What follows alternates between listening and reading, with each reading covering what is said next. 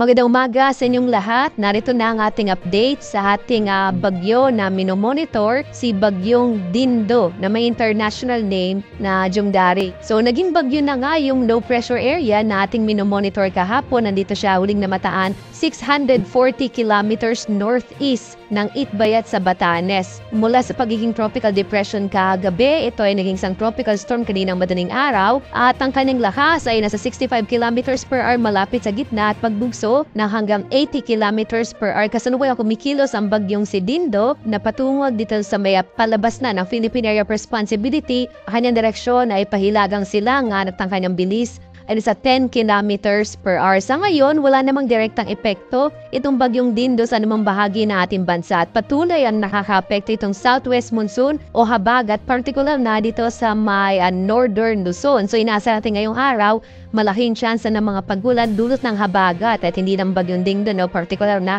dito sa may area ng Batanes at Babuyan Islands. Sa nalabing bahagi na ating bansa, makikita nyo, lalo na sa may bahagi ng Mindanao, generally fair weather tayo sa malaking bahagi nating kapuluan. Pero asahan pa rin natin yung mga isolated rain showers and thunderstorms sa hapon hanggang sa gabi. Muli, posible na lumabas ng Philippine Area of Responsibility ang bagyong Dindo ngayong umaga.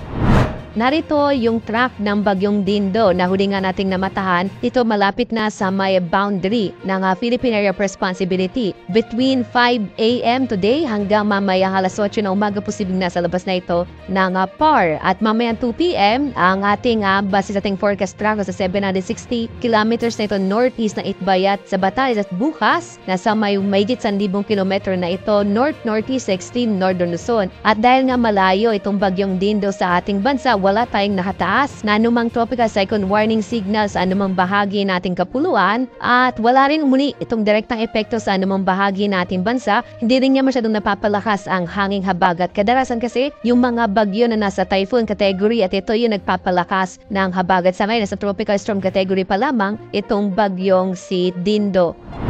Kaya ngayong araw, makikita natin dito sa Luzon, malaki yung chance ng mga pagulan dulot ng habagat, particular na sa may bahagi ng Batanes at Babuyan Islands. So nalabing bahagi na ating bansa, generally fair weather ang mararanasan. Di ba na lamang palitik sa hapon, posible yung mga thunderstorms at mga rain showers. Yung agwat ng temperatura sa Lawag, 26 to 33 degrees Celsius hanggang 34 degrees Celsius to Cagaraw. So may Baguio, 18 to 25 degrees Celsius. Sa Metro Manila, medyo mainit pa rin, from 25 to 34 degrees Celsius, Tagaytay 24 to 32 degrees Celsius, habang sa Legazpi 27 to 34 degrees Celsius.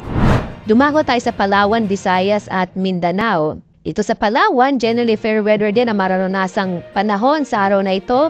Ang ng temperatura sa Calayan Islands 26 to 32 degrees Celsius. Sa Puerto Princesa naman 26 to 33 degrees Celsius. Malaking bahagi din ng Kabisayan ay makaranas ng mga pulupulong pagulan, pangkid at pangkulog, dulot ng mga localized thunderstorms. Ang ng temperatura sa Iloilo 25 to 33 degrees Celsius. Sa Cebu naman 26 to 32 degrees Celsius. Habang sa Tacloban 32 degrees Celsius. Malaking bahagi din ng Mindanao ay makararanas ng mga isolated rain showers and thunderstorms, lalo na sa hapon hanggang sa gabi. Nasa natin medyo mainit pa rin yung tanghali dito sa may area ng Mindanao. Agwat ang temperatura sa Zamboanga 24 to 33 degrees Celsius. Sa Cagayan de Oro naman sa 25 to 32 degrees Celsius, habang sa Davao hanggang 34 degrees Celsius ang temperatura.